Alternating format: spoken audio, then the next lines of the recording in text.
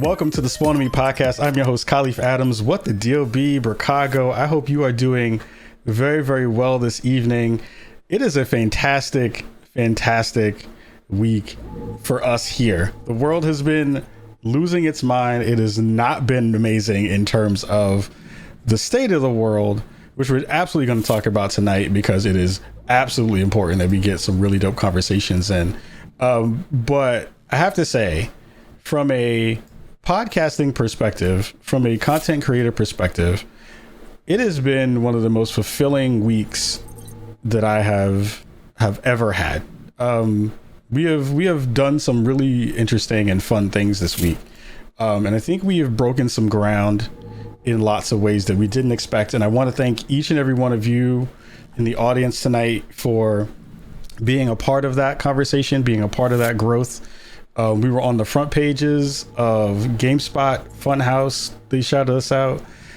We had numerous publications and numerous people from all around the world giving us love in that space. And it's been really fantastic to be able to hear some of that stuff be in the space. So I have to thank you all for giving us that love and for making sure that the conversation that we had last week was, shared far and wide. It was one that felt like it resonated with lots of people. And I want to say again, thank you to everyone who was being helpful and being amazing and being kind and caring about the conversation and about how we affected some change in that space. So again, thank you to Pika, thank you to Blessing, thank you to Vicious, thank you to Paris. I called him Vicious, but I called him by his chat name. Thank you to Zombie, and thank you to Cameron, who are again beautiful human beings. Like they took the time to rock with us in a way that was very, very important. So this week we wanted to bookend the conversation that we had with the content creation side of the fence. We had those beautiful streamers come rock with us. And that was very, very special. But I think we have a lot of folks right now who are trying to figure out what's the next step, what's the next layer for everyone who's either at home and trying to figure out what they can do to kind of fight the injustices that we see, and how can you be a part of the conversation in a real way that makes you feel like you're doing good work while also being educated and standing up to white supremacy and police brutality. So what we did today is we snagged some of the dopest folks on the planet to come rock with us this week. So please give massive amounts of love to our wonderful guests this week. We have Stephen John Irby from Street Dreams Mag, we have Inse Ufat from the New Georgia Project, and we have Philip Agnew from Black Men Build, and who's also one of the co-founders of the Dream Defenders. So massive love to everybody today for coming through. Thank you all so much for coming through tonight. I am so blessed to have you all rocking,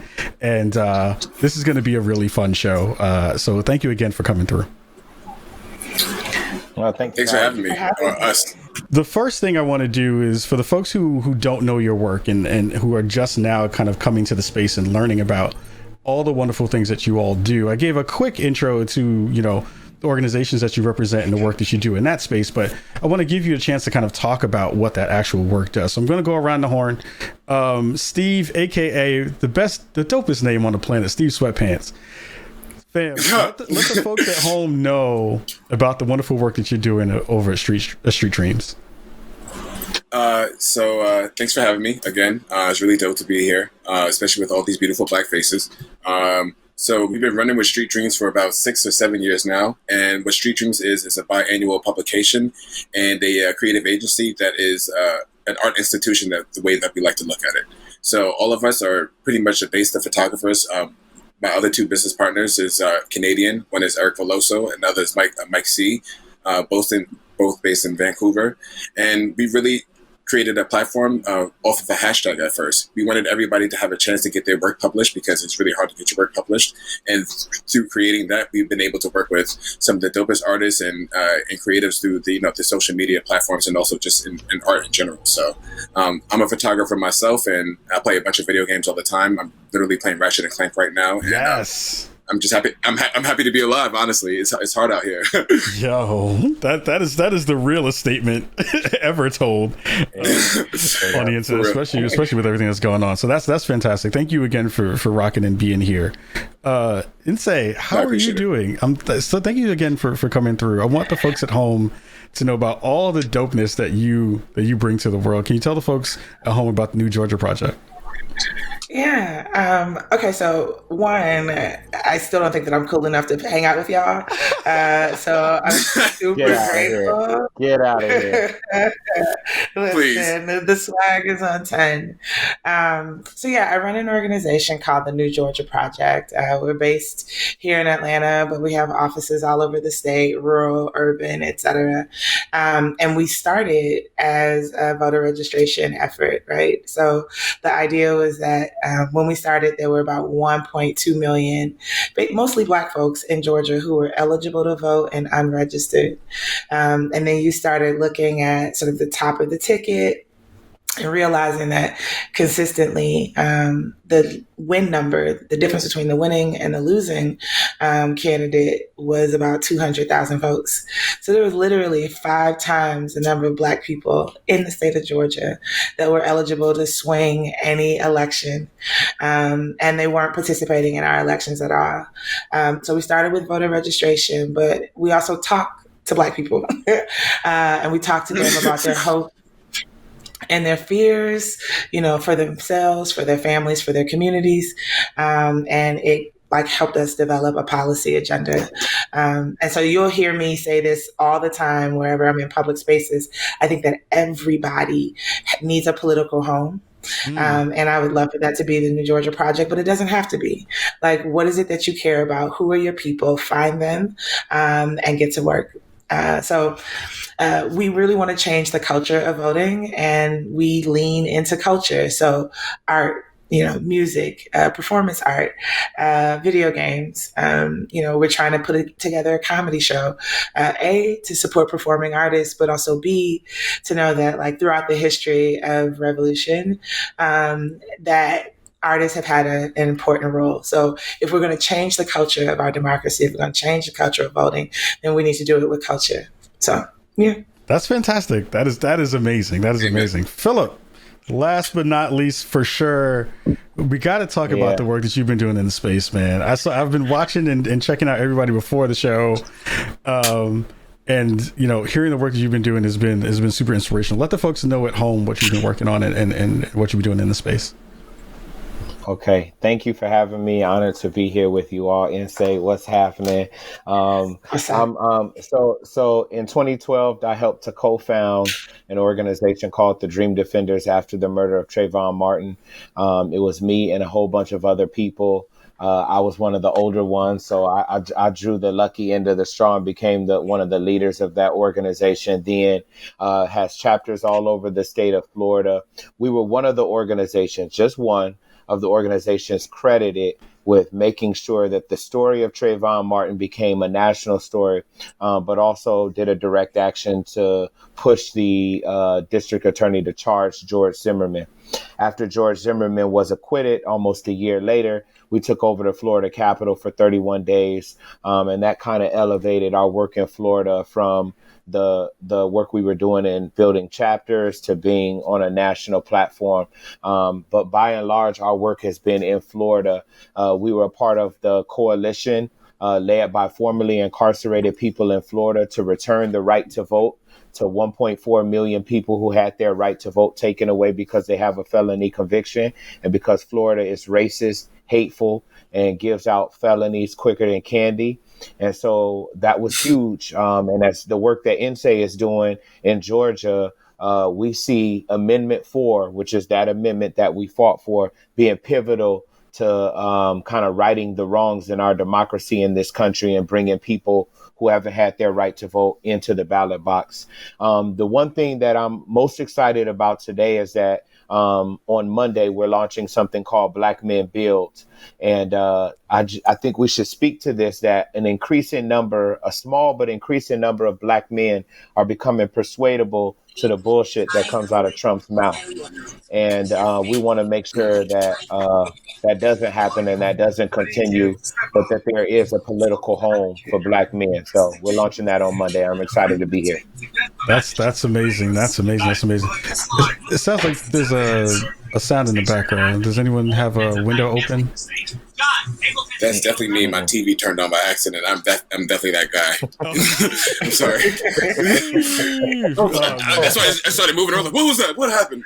I just look at your face. That was definitely like the horror Black movie face where you're just like, "Yo, I'm not going into that room. That is not the room that I'm going to. I'm not going to go check around that corner." So, of course, I am sure as Black folks, especially during the conversation and the time that we are now specifically living in this pandemic, and with, you know, the protests happening around George Floyd and all that things, I'm sure that many people have asked you the question of how are you, and I'm sure that many people, I'm sure you're also tired of answering it, but I think in a space here that we have that is for us, and we can be super candid and you can be as blue as you want. Like, how are you all doing? How are you feeling right now? How is your kind of soul kind of in this space? And share what you're thinking and feeling. Of course, I go first. Oh, no, I can I mean, I think it's a mix of like determination. I mean, I really do feel like it's our time. I think that, you know, we've been under attack, right? We've been, you know, folks dealing with microaggressions. I think that I'm encouraged by seeing people sort of not only adopt the language, but adopt tactics. It can be tiring for folks to be like, what do I do? How do I get involved? But it's also how we grow our movement. That's how we build. And so, like, I'm just really, really grateful to be in community with some dope organizers, some elders and youth who are like teaching me, holding me down. I said earlier, I subscribe. I'm about to get real Southern church lady on y'all for a second. That's not who I am at all. Let me be clear about that. I'm ready. Right. To my parents' dismay, but I think I'd like to I subscribe to the gospel choir theory of organizing. The idea being that, like, you know, Mississippi Mass Choir and like all those Southern churches, like they can hold notes for crazy long because everybody's doing their part and singing their part. And when an individual vocalist needs to drop out, to take a rest, to take a breath, that the note keeps going because everybody's doing their part. And so I'm encouraged by that. And yeah, that's my moment. So I don't feel no kind of way when I have to drop out and take care of myself, take care of my dog, my people. And then I get back to work. That's beautiful. I love that. Steve, tell me how you feeling? How are things right now? Now, after she said that, I can, there's no way to follow up with that, honestly. Whatever. But I think it's just really conflicting. I mean, I'm usually, you know, a nonchalant but confident kind of person, but this state of time, my confidence is definitely still there, but I'm just overall just morally complex with the whole situation. You know, it's just a full spectrum that we're looking at, and it's a lot to download. You know, I've been to 2 marches already out here in New York, and I mean, shit is going down. But at the same time, I've never felt so much energy and I've never seen for miles and miles on end that signs that say that my life matters. I've never seen that. I'm 33 years old, so there is like, you know, there is like these points that, you know, I feel tired and I do go through these ups and downs of like, man, stop asking me this shit what to do, man, just do shit. But at the same time, it's like, this is the only time that I've ever seen so many of my friends, Black, white, Asian, Spanish, also adamant to actually help out. So I do feel really hopeful. And at the same time, I want to see some consistency. I don't want to be too lost in the sauce with like everything within this first span of like, you know, this 2 to 3 weeks. Like, what's going to happen in 6 months? What's going to happen in 2 years? Like, so that's why I'm so complex with everything, because I always kind of think in the future with, you know, just how I am as an individual on a day-to-day basis. So yeah, That's true. It's true. I'm fluent, I guess. No. That's fantastic. I mean, I'm with you. Yeah, I'm definitely with you in that space. Philip, how are you feeling? How are things right now? The same as Stephen Insay. Last week, personally in my life, was one of the worst weeks of my life, and not to be a downer, but I had this conversation with somebody else. We typically ask, "How are you?" Because we don't really care about what the response is, and so I've been trying to break through that and give real answers. But last week was horrible. I had a lot of things on the home front, things that I created, but a lot of things on the home front happening at the same time, where people hitting you up, asking what to do. People are going out to the streets. Media wants to know what is the plan, what is the move. And so I didn't feel that I was able to meet the moment last week. And I was really doubting all that I participated in for the last few years. We've done marches, we've done protests, we've done strategy sessions, we've done conference calls, and still people getting murdered. And, in a previous life, I was in sales. And at the end of the day or the week or the month, you knew how well you did based on a yes or a no. But with this movement thing, that shit could take years, and people look at you crazy like, ain't this what you do? And so I felt, I felt I felt very impotent. And I know that's a gendered way to put it, but that's exactly how I felt. I felt that I wasn't able to meet the moment. But as has been said this week, I've been feeling very encouraged and very strong because of the response. And I do, as an organizer, on this thing for a long time, which is different than an activist, right? But an organizer who is concerned with the long-term things, I am seeing the tears in the capitalist machine, and more people are starting to be awakened to the realities of the moment. And I think it's up to us, the folks on here, absolutely, and say, to figure out, Steve, what we're going to do, how we're going to make this moment last in the meantime, in between time, because people have short memories. People have short memories should be the name of many albums. For sure. I was talking to a friend of mine earlier in the week, and they were doing their own check-in with me. They were like, "Yo, Ka, how are you doing?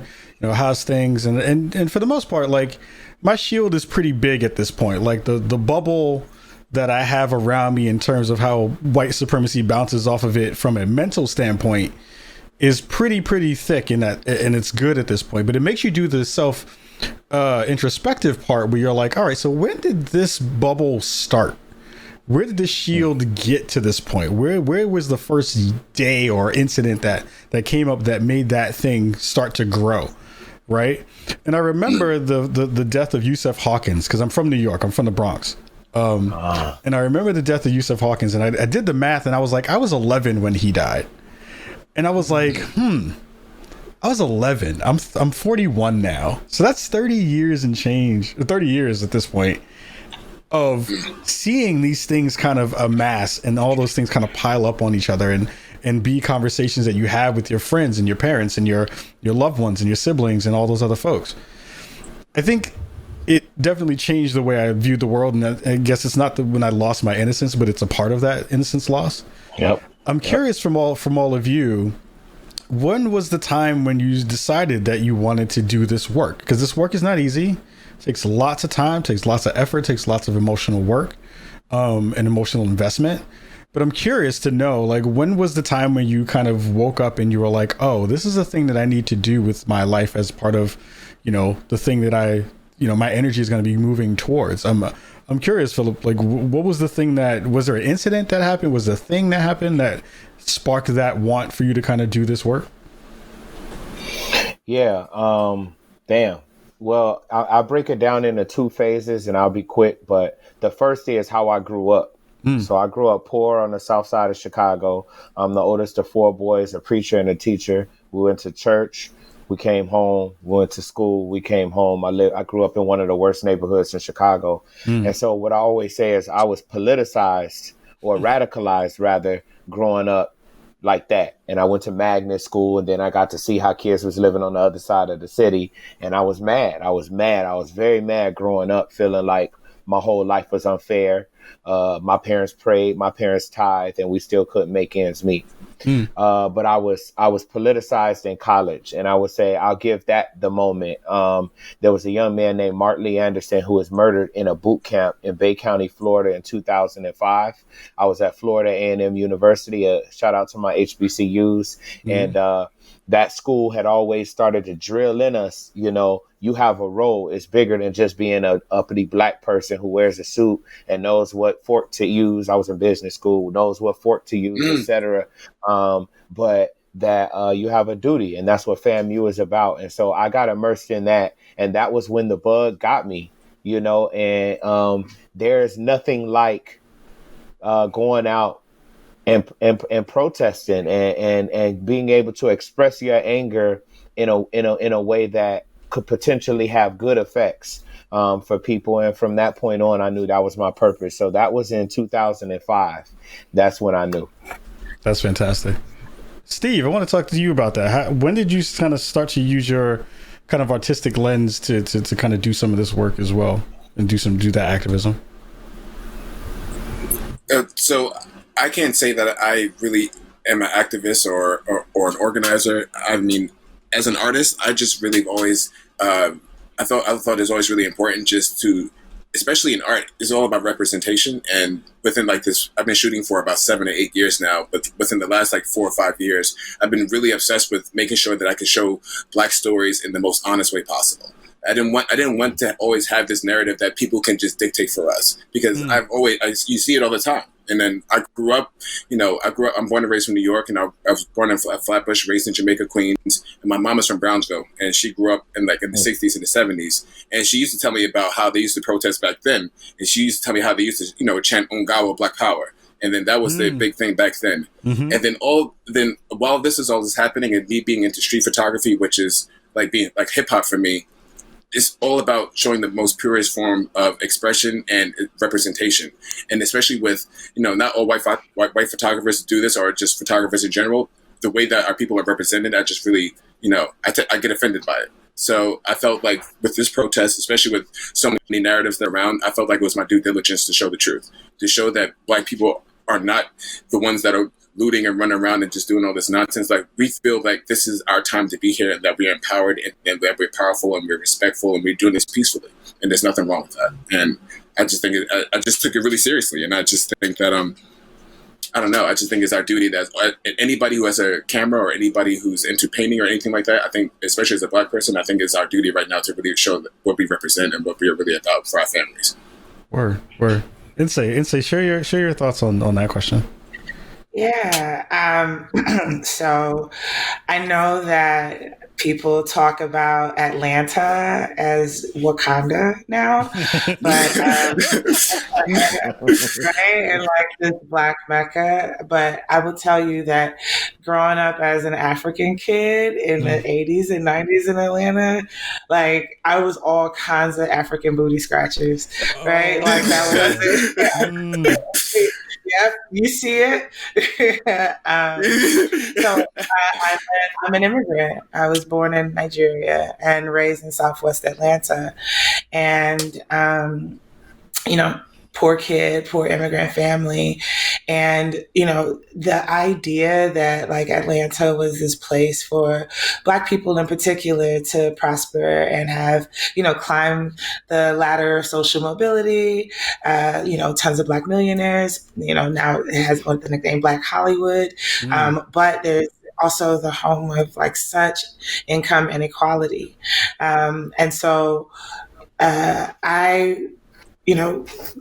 I was in high school, my mom and I became citizens. And she got a third job to collect her pennies to hire an immigration lawyer so that we can become citizens. And, we took the test and I studied at night, and we took the oath of allegiance and pledged our allegiance to the United States, and agreed to sort of defend her against all enemies, foreign and domestic. And I just happened to think that applies to me, that I happen to think that shit applies to me and to my people. And so, as I became older and got politicized in college, I there was a time where I dated a 5%er, and like all of these things. Wow. The AirPods fell out. Like, oh, whoa. Wow. I know. That's amazing, actually. I mean, listen, we learn, we live, we learn, we grow. Y'all watched a lot of Hidden Colors. Yeah. But yeah, I mean, it just the hypocrisy of how constitutional protections apply to some groups and others has really pissed me off. So. Poor immigrant kid who, did really well in school, went to law school. I did what I was supposed to do and took a job as a corporate lawyer coming out of school. And I did my job well because, my name is my name. And it's really important that everything that I do, I do it well, but I wasn't happy and I didn't feel like I was moving in my mission. And so, continuing to, like I say that it was my 9 to 5 was corporate law. And then my 5 to 9, I was in these streets and a baby organizer. And until I got the confidence and got in community with people and figured out like how to make this my work, so to take my passion and what I thought was my mission and like bring it together. So yeah, that's how I got to where I am. I love that. That's fantastic. And also, yeah, I've made some mistakes too. I almost dated some 5% of folks in that space too. So I get it. I feel you. Oh, Steve, I had a specific question for you around the role of the artist during this particular time. I feel like we're in a really transformative moment. We see a lot of folks who are saying things loud and proudly. And I think the artist has always been at the middle of being the first messengers of how a movement starts, how messages get shared through their art, and how people kind of coalesce around those things. I remember specifically that one picture of that brother with the flag shirt on, throwing that Molotov cocktail, right? Like that picture was emblazed, like burnt into my memory for years. It was like I put it on my computer wallpaper for a long time. It was like, yes, that's some dope shit. What do you think right now is the kind of the role of the artist right now when it comes to what you're able to do, what you're able to share, and how those important messages kind of go through the community? I mean, I think it's such an important time for photographers and artists to figure out the right way in their own moments to represent the situations as accurately as possible. I try to make sure that I don't gravitate situations. Like if they living in New York, there's a bunch of crazy shit happening. So if you're marching with thousands and thousands, I'm not going to pay attention to like the one drunk dude who's like really bouncing on the corner, because that's not what this protest is about. I'm going to make sure that I focus on the people, and I think that's really important. There's a lot of crazy shit happening. Sometimes even when a lot of the looting and the rioting was happening a couple of days ago, there's a lot of these photos that were floating around of people just gravitating to all the burning cars and all like the trash cans and like people doing like BMX tricks over it and stuff like that. And I'm not opposed to it and I understand it, but that's not what I want my work to represent. And I think people really need to ask themselves, when it comes down to it, in the next 10 years, what do you want your diary to say? What do you want your diary to represent? Do you want to, and it's all up to you. But at the end of the day, I take documentation as paramount, and documentation, like you said, leads into art. And I take it really seriously. And I think representation is so easy to get lost in that. So I want to make sure that I do it truthfully. And then that's why I even like black and white so much, because it's less distracting and you could just focus on the subject, So there's all these things. It's interesting about the protest. Most importantly, you just make sure that you're doing right by us and just using it as exploited information. Yeah, I think, and I love that answer. I think it's been really interesting to see the images that we have coalesced around, the ones that have kind of made us not feel great, but also the ones that I feel will be timeless in the ways that they should be. I remember very specifically, I think it was maybe the first or second night of the protests when things started to burn, but there was this really dope image of this scrawled note on the top of a building that was saying, "Can you hear us now?" And I felt like, capturing that moment is important. You need to be able to tell the stories that don't necessarily get shared from the people on the ground, which I think is really, really, really important as well. Other question I had for you real fast is, we often see that the lens is a very important tool for the artist, right? The lens now has become the thing that helps us to surface injustice in ways that we weren't able to do prior to the fact of not having technology to be able to do that thing. So now it's changed from everyone being, the media photographer to having your cameras out when you see something go wrong. We've seen also how that can be detrimental to the artist. We saw that happen with Ramsey Orta, who was put into jail after filming the death of Eric Garner. Has there been conversations in the artist community about the role there to say, how can we be most of help without putting yourself into danger as well when it comes to capturing some of these potentially dangerous situations and potentially life-threatening ones? One of the hot topics right now in the photography community is exposing people's faces and protesters' faces, and understanding the balance of, just showing people's faces in these situations and not knowing the consequences of what happens sometimes. And after, with these racist ass police, you don't know what these motherfuckers is doing after these photos are floating around. So you just being very conscious of that is really important. And I know that there is a fine line of trying to figure out, the balance of when can you show someone's face and when can you not. So I always try to leave those kind of questions. I try to ask them straight up right then and there, would you be okay with this? I'm on assignment with X, Y, and Z, and we will be using these photos. And if they're okay with it, then it's all good. And if they're not okay with it, I literally said, it's all good. I won't even bother you. And I won't even take offense to that, because this is serious. And I think a lot of people just have to be reminded, people's lives are on the line with this stuff. So, the photos are great. The conversations are great, but niggas is still dying. So we need to make sure that this doesn't happen. So if we could be cautious about it as much as we can, and if somebody tells you they don't want to get their photos taken, you don't get mad at them. Just respect it and keep it moving, because there's a million opportunities outside to be, caught up on one. Yeah, for sure. And say one of the things that has been on my mind in a real way has been, of course, we're in a political climate where Trump is doing the wildest shit I've ever seen in my life. We have an election year happening. And a lot of the work you've been doing has been focused on getting out the vote, and especially getting out that vote. And I'm sure probably across a lot of folks who we have watching tonight, which is a fairly youthful segment of the population. I'm curious to hear, how are you trying to unravel some of the work that you're doing for folks who aren't necessarily super politically inclined and trying to usher themselves into the voting ages, and especially with us having one of the most important elections in our lifetimes coming up. What are some of the things you've been working on and kind of the tactics you've been kind of employing to work out how each one of those Lego bricks kind of works for people, and how you work down the line of saying, well, here's your local person, and that local person talks to this other person. How are you working to demystify some of this stuff for the people that you're working with? Yeah.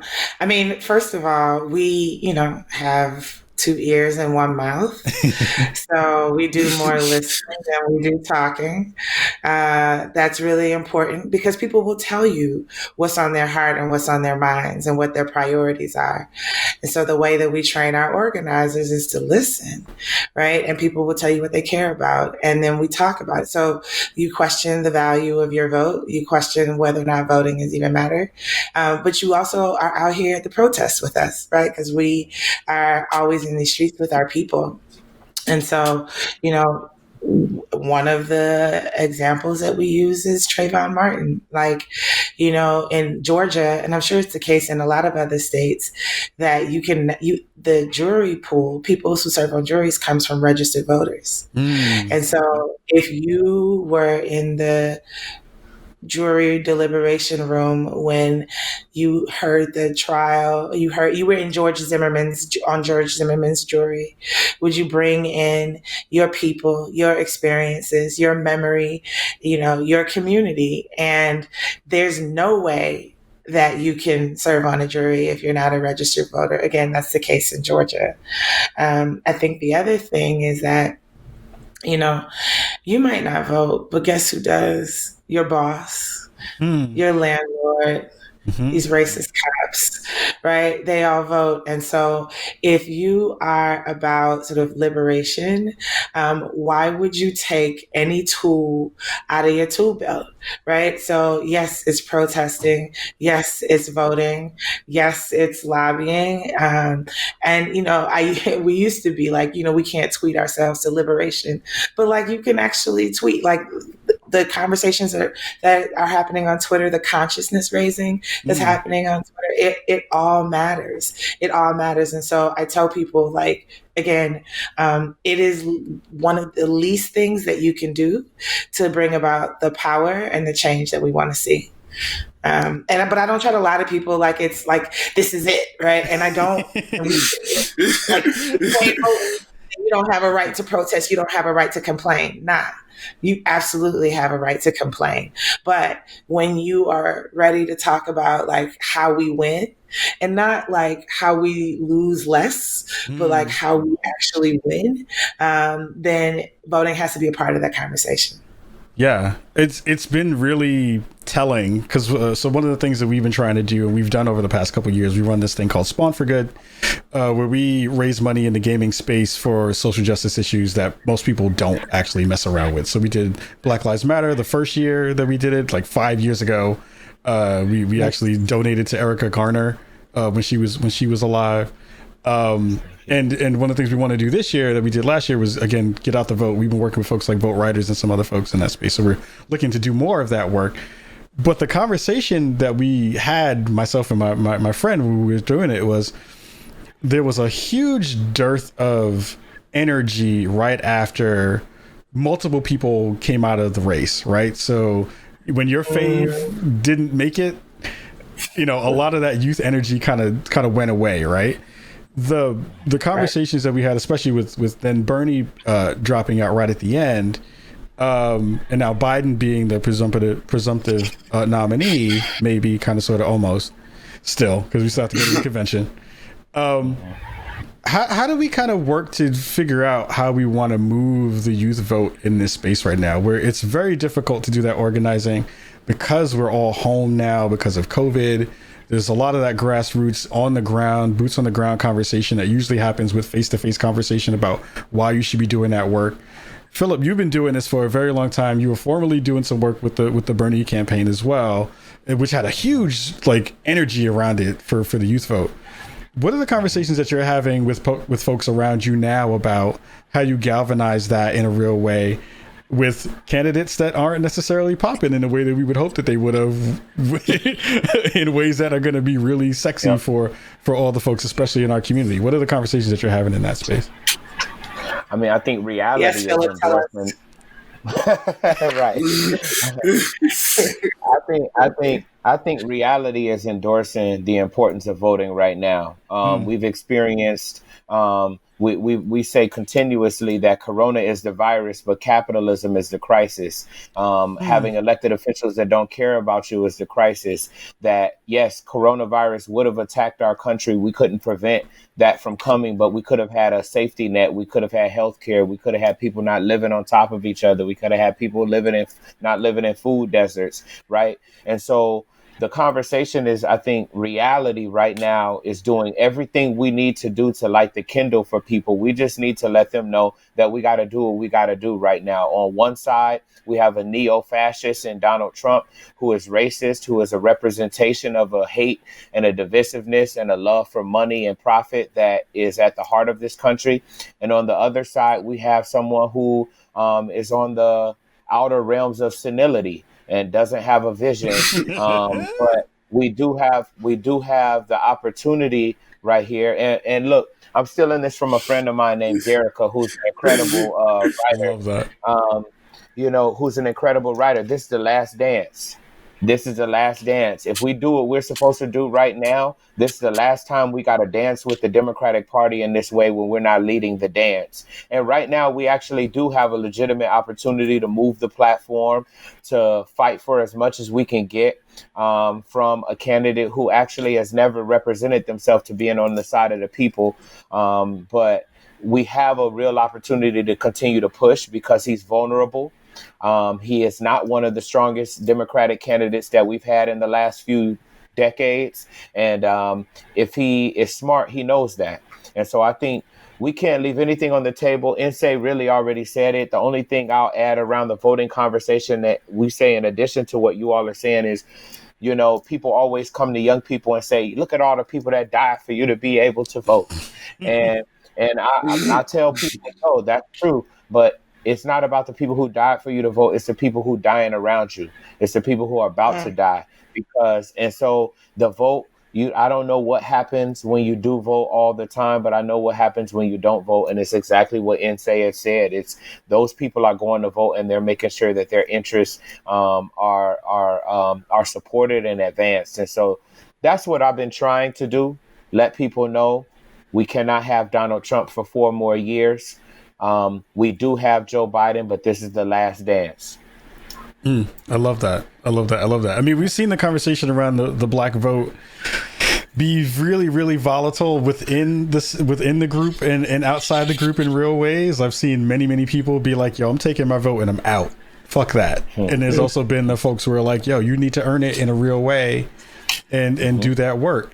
I'm curious to hear from each of you.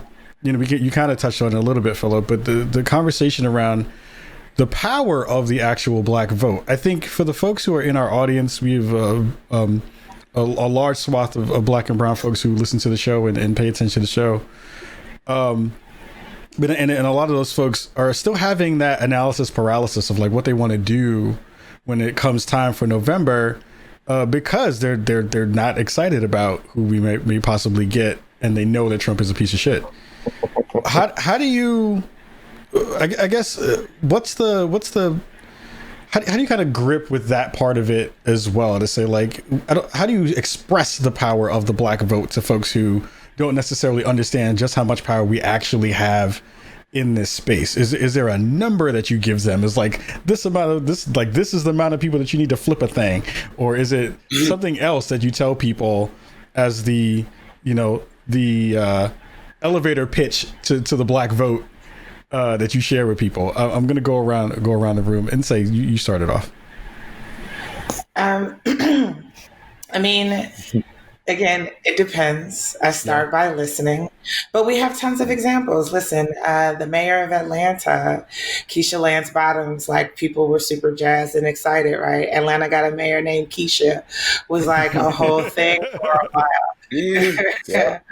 She won by 500 votes. She won by 500 votes, right? And we know people that have, you got more than 500 followers on Twitter.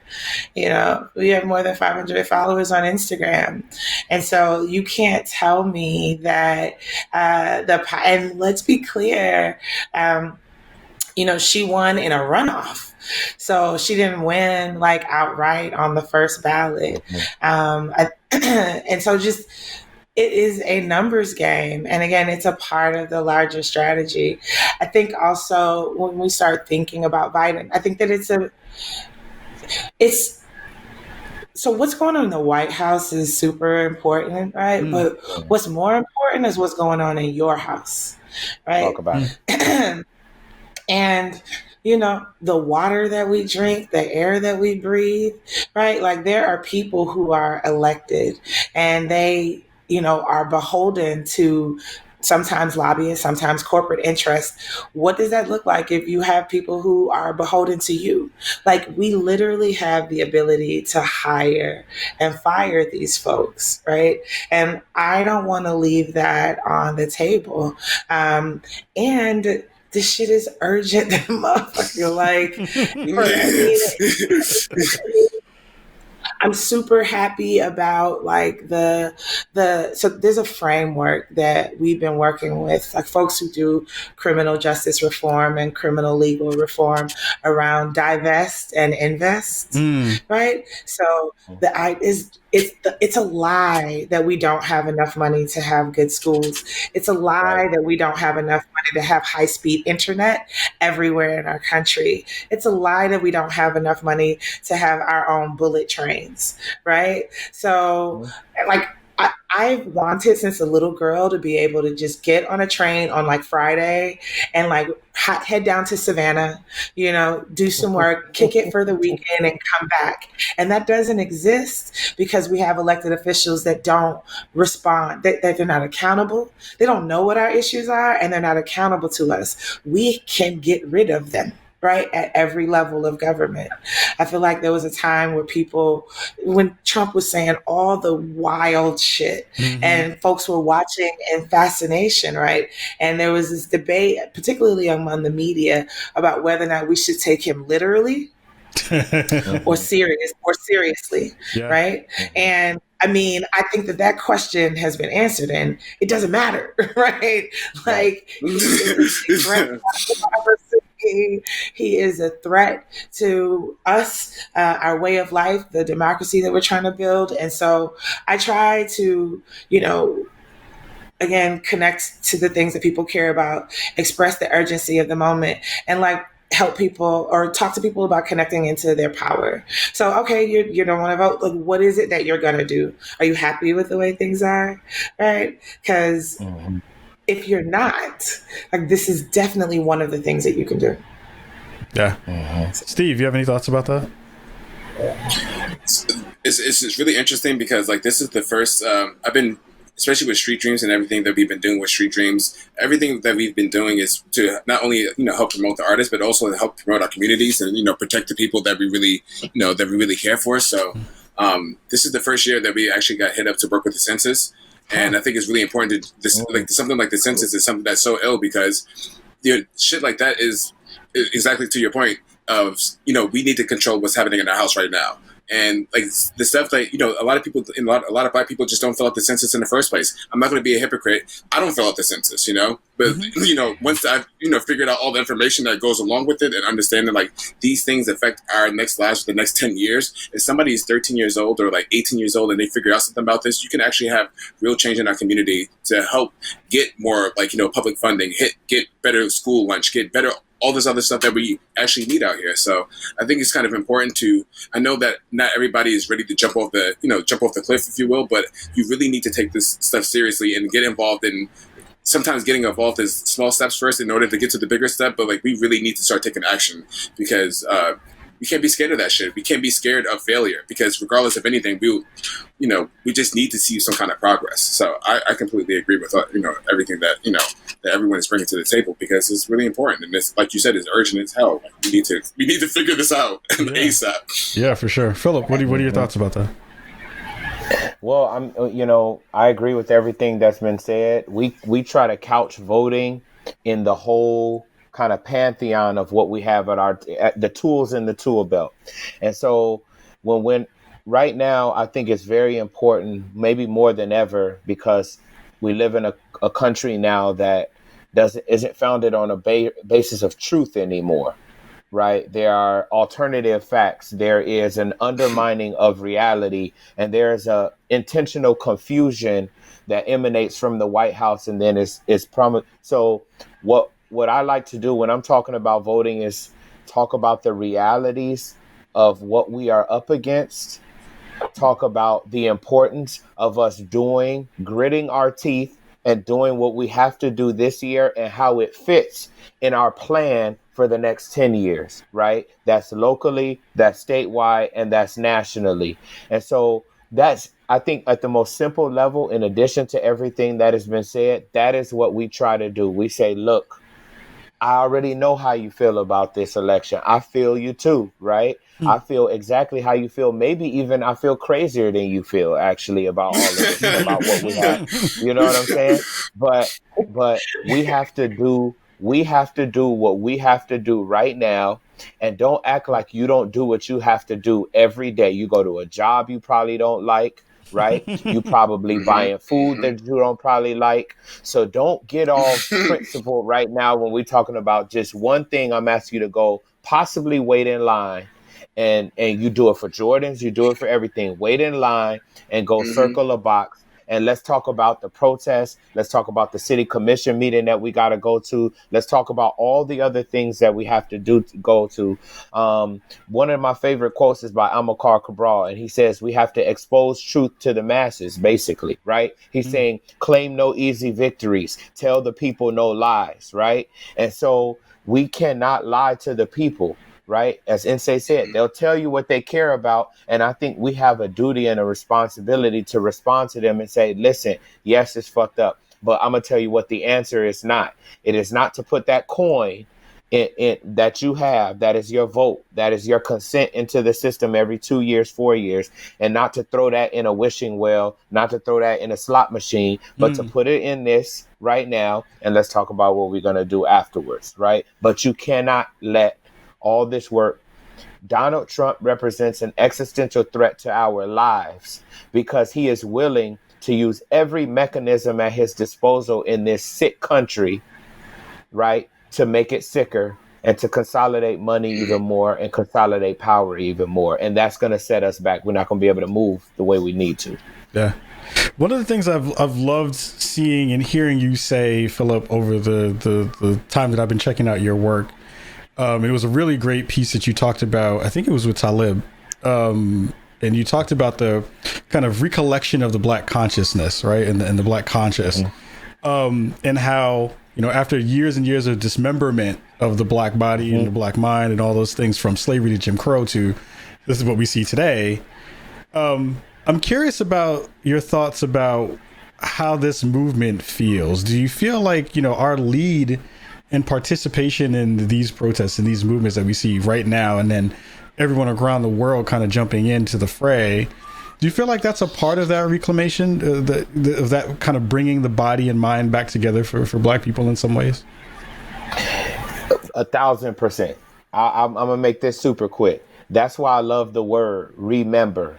We are dismembered, and every time we remember, right? Every time we come together for a protest, for a campaign, even to elect a good candidate, may hopefully a great candidate, we are remembering the parts of us that has been dismembered. So I see nothing but optimism from the protests and from the moment that we're in right now, because we're not different movements. The Occupy movement did not end.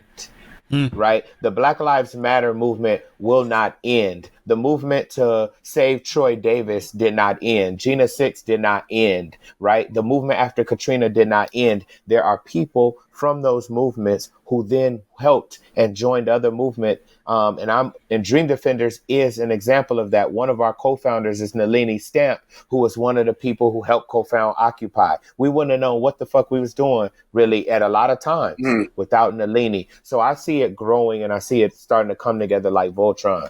That's dope. I love that. Steve, real quick, I want to ask you a question, because one of the things I love about your work is that you have figured out amazing ways to visualize beauty in simple and like really gorgeous and complex ways as well. Like the way you compose things, the way you kind of build things with brands and without, and with other folks in collaboration and some of that stuff. We've seen in the past week, everybody named Mama jump on the Black Lives Matter train, especially from the brand perspective, which I found to be really interesting. Mercy. Yeah, Lord mercy.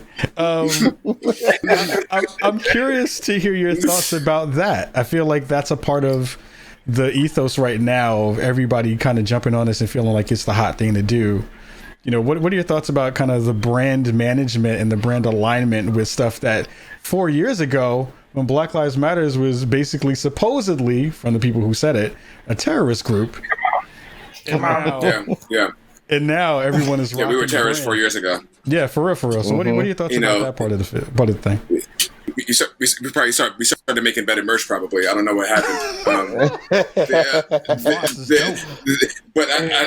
But I think I feel really conflicted with that too, and to keep it a buck with everybody, it's hard to accept sometimes, because I've been on the side of the social media and commercial side of the world for a long time, even though I have a street background, and there's a lot of I've definitely got a lot of W's in the game, but at the same time, I had to really work my ass off for everything. Like I never got Instagram didn't give me a suggested user like they were giving out to people back in the day. I had to earn my shit. I had to earn everything. So all the stuff that I've been communicating with my art and my work has always been about the stories that I simply love the most. It's like I grew up around Black people. I'm going to talk about Black people. Is a very simple equation for me. So I think that at the same time that it leaves a bad taste in your mouth a little bit, which will, you have to just accept that. You still have to figure out how to play the game to our advantage.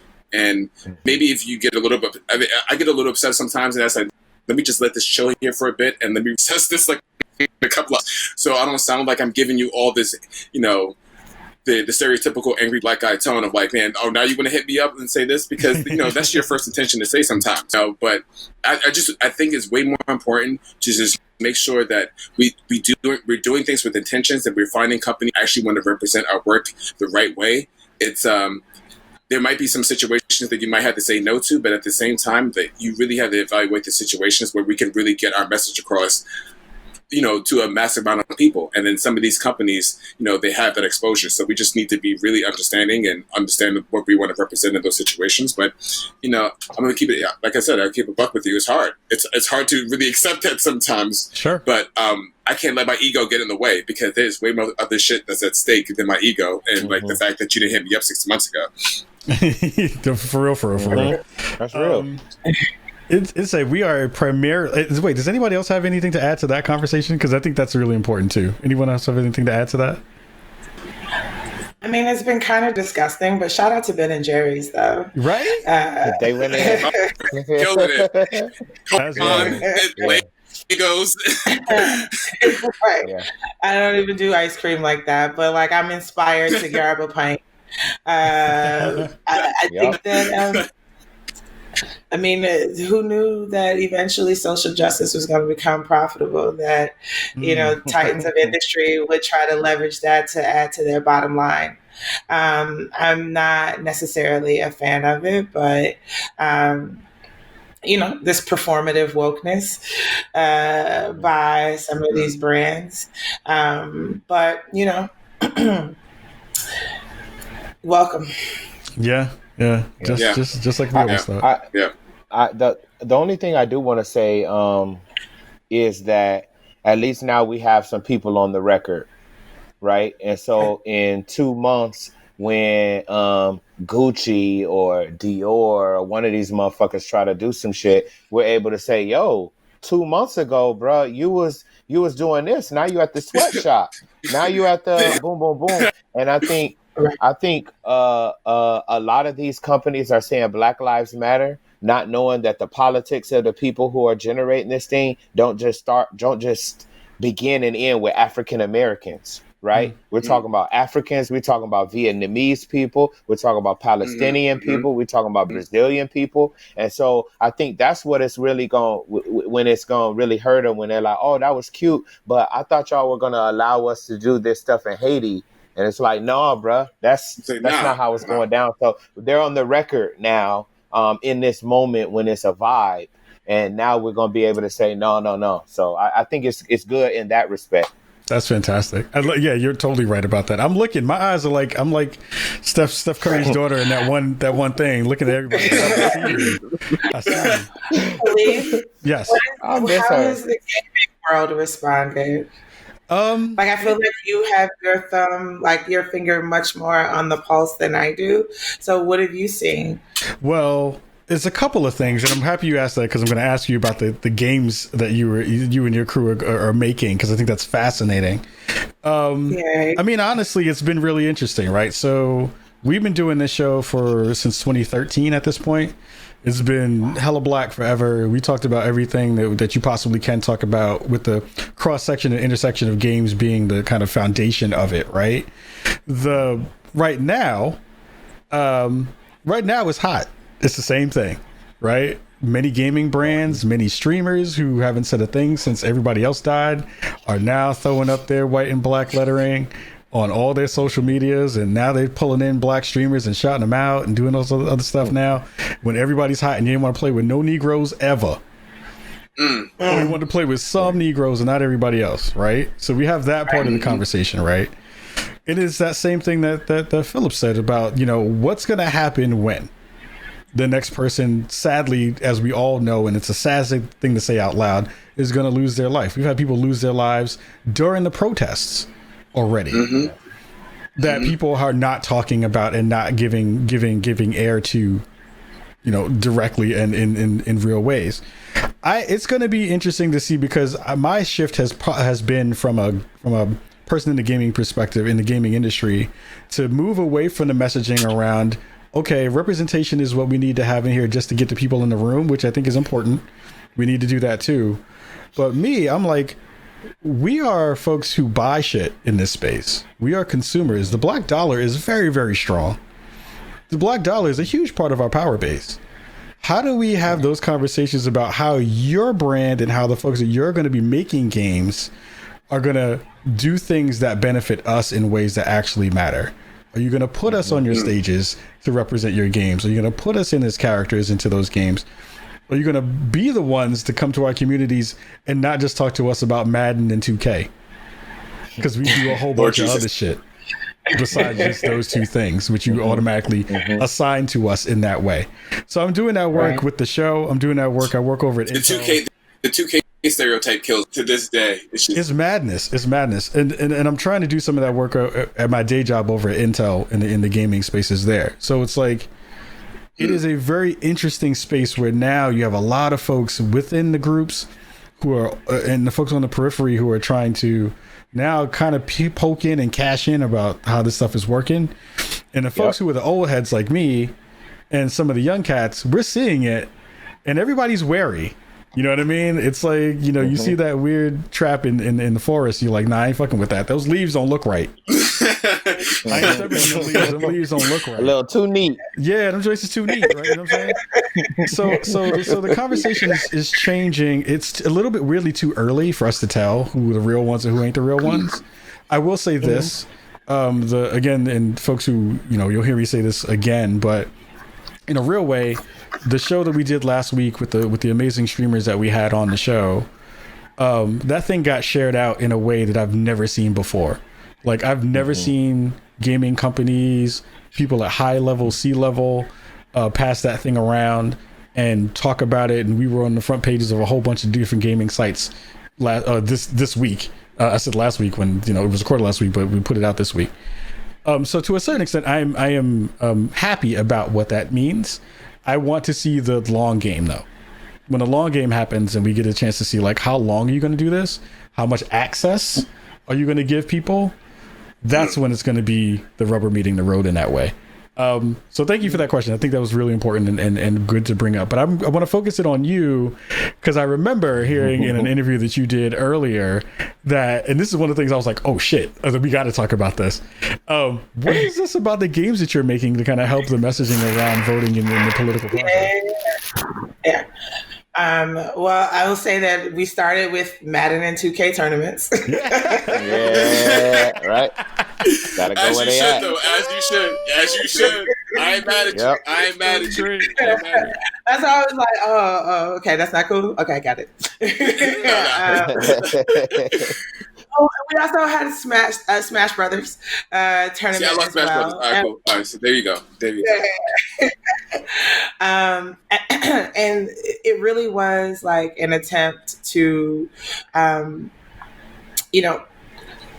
dig into the culture. There's a spot in Atlanta called Access Replay that is basically like, I would say, like an Olympic training facility for esports players, right? Like they go there. Yeah, it's dope. And, having conversations, we would host gaming tournaments, right? And talking to people about voting, talking to people about what we do. I think it really hit us that play as learning or gaming as learning. And if they're doing it for like STEM, then why can't we do it around civics and like how this shit really works and how government really works? I know, just to reference my background again, as an immigrant and an immigrant of kind of young parents, I was like the spokesperson for my family, right? So like I translated stuff, right? And so like government documents, a lot of this stuff is designed to be opaque and like not easy to understand.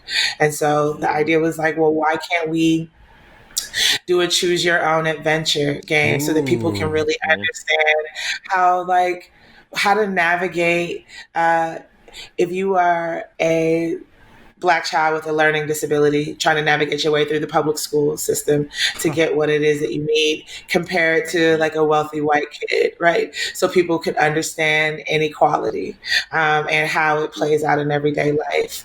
I think also we wanted to do like match 3 puzzle games because I read an industry report that basically said that 50% of gamers are women. And right. But that's not the narrative that gets pushed, right? And so understanding, I mean, the truth of the matter is we wanted to be in people's phones, right? We want to be in young people's phones because folks have their phones. I mean, it's the computer living in their pocket and their whole lives are in their pocket. And so the original idea was to try to buy ad space in like popular games like, you know, Angry Birds or whatever. And then we saw the ticket on that. I was like, you know what? You know what? How about we try something else? So yeah, like dope Black developers, Black designers, Black esports players are in our ecosystem, and people are asking like, how do we help? How do we get down? How do we leverage, you know, our time, our talent, our treasure to make sure that, you know, our voices are represented? And so we did a game jam, 72 hours at this replay. Yeah. And I mean, you know, we had 100 people sign up to participate, 10 people on 10 teams, and they came up with 10 games. We gave out prizes to the top teams, and we're building them now. I think the one that I'm most excited about, and so coronavirus really hated hard on our plans, but you know, people don't know that this is the 100th anniversary of the passage of the 19th Amendment. And essentially the 19th Amendment gave white women the right to vote. And it was, you know, another, you know, 40 years before the Voting Rights Act of 1964 was passed, 1965 was passed, and women of color, Black women, Latinas, et cetera, got the right to vote. So what did we want to do around the centennial of women getting the right to vote, white women? We wanted to do like a escape room. And so we were in the process of building an escape room. It was going to be, or it is still going to be augmented reality, right? And so if you come in, you know, you give the glasses and like you look at the jar of jelly beans and people know that there was a time where Black people had to guess the number of jelly beans that were in a jar in order to get to vote, right? And so, you know, doing the mobile escape room, you come through, you have to, you know, guess and go through all of these hurdles. So that people understood like what it took at one point in order to vote. And then also, you know, folks know that I'm super close with Stacey Abrams. That's the homie. We love her. But so people hear voter suppression, but they don't really know what it means. Right. I think that she's done what she can, and she's done a great job of like lifting up this issue around the country. But like, do people know that in 2018 in Atlanta, you know, folks were waiting in line for 5 and 6 hours, that the voting machines in some of the Black neighborhoods didn't have power cords, right? And so wanting to create an experience where people understood that. And so like, how do we use virtual reality and augmented reality to tell better stories as an organizing tool? So we don't have all the answers at all, but we're trying to figure it out. I'm going to connect you with some folks because we had a really dope sister come on the show a couple months back. And that's literally what they're working into. They're building a collective and working on AR and VR experiences. All Black folks doing that stuff. So I will connect y'all in some way. I will that sounds so fire. Because that's going to be really, really dope. We're running out of time, and this show has flown by. I wish I could keep you all here with me for freaking hours because it's so good. But the last question I want to ask you all to answer really quickly, because I know a lot of folks at home are still trying to figure out how they can best be a part of this movement, how they can best figure out good ways to be involved, and how they can best do some good in this space, especially moving up towards the election. I want to go around the room and just share one thing that you feel like folks can do that'll move the needle a little bit in the spaces that they're in. I'm going to start off with you, Steve. Oh, man, there's so much shit to do. But I guess like the easiest thing is I have a very simple process because I feel like having a simple process makes it's very insightful and it's very deep in itself. Mm-hmm. I think the first thing that you have to do is just be really self-aware, like truly self-aware of your situation and what's going on. There's a lot of false information that's going on, but at the same time, there's also a lot of hope. So just make sure that you're properly self-aware of of everything that's going on, and then find actual ways to get involved. That it doesn't have to be the biggest step at first, but like find ways to actually do like these progressive steps towards making some real change. Because none of this shit should be this way. This 2020, and we still acting like this is like 1920. Like let's speed up this process and like move on with our lives and actually really enjoy ourselves and just do the simple things that everybody else should be able to do in their own life. So yeah, that's it. That's the two things I would suggest. Word. Philip, you're up next. What do you have for the folks? Mm-hmm. Go to www.m4bl.org. On there, you're going to find our demands, the demands that are being put forward. I would also say go to www.dreamdefenders.org. You'll also find information. We need education and information. You'll find those things on there. The last thing I'll say is join a Black-led revolutionary organization in your city. If you cannot find one, you can hit me up or go to M4BL or go to Dream Defenders. But motherfuckers find Jordans, you find weed, you find whatever you want on the internet. So find a Black-led organization in the city before you hit me up, please. These are facts. These are the facts. I need that to be a really big ass shirt. Just be like, go do this, do that, and do that first thing you do stuff.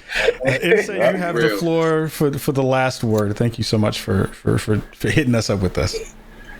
Yeah.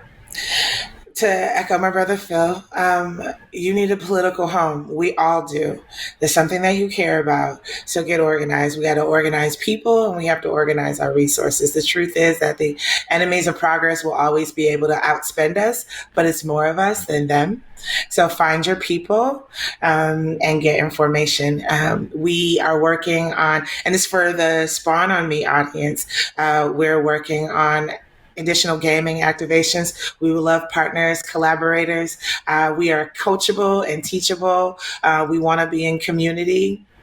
We want to learn. We want to build with you. So everything about this was dope. I'm super glad that you invited me to hang out with the cool kids. And hit us up. New Georgia Project, spelled all the way out.org. Thank you so much. And I got you. Whatever you need, we got people for you. So don't even worry about that part. Stick around. Yeah, I'm about to come out. I'm trying to come out. That sounds fire. I'm about to hop on a Greyhound or some shit. I don't know. We gotta do the collab. We gotta that sounds fire. Y'all don't know Steve Sweatpants. He's verified. Yeah. I was like, pantalones. I'll be Steve Pantalones. All right, crew, you hold on for 1 second. I'm gonna knock out this outro super quick. Oh my goodness, everybody at home, thank you so much for hanging out with us this week and every week that you roll with us at Spawn on Me. Again, these are the only kind of shows you can find here. We had such dope folks coming through this week, spitting that hot game, telling you all the things you need to do to make yourselves really valuable in this fight. We know that we need every one of you out there. We need all of you to put in that work. We need all of you to talk to people, spread that good message and spread that good energy and vibe. and make it happen for all of us so that we can get through this madness that we're seeing right now, because it's not going to go away. We need to make that shit disappear. So massive love to you all. Keep sharing the workout. Thank you so much for following. Thank you so much for all the subs tonight, all the crazy stuff. We were on the front page of Twitch. We almost had 13,000 people watching the show tonight. So again, thank you everybody for coming through, and we will see you next week. And until then, we say peace.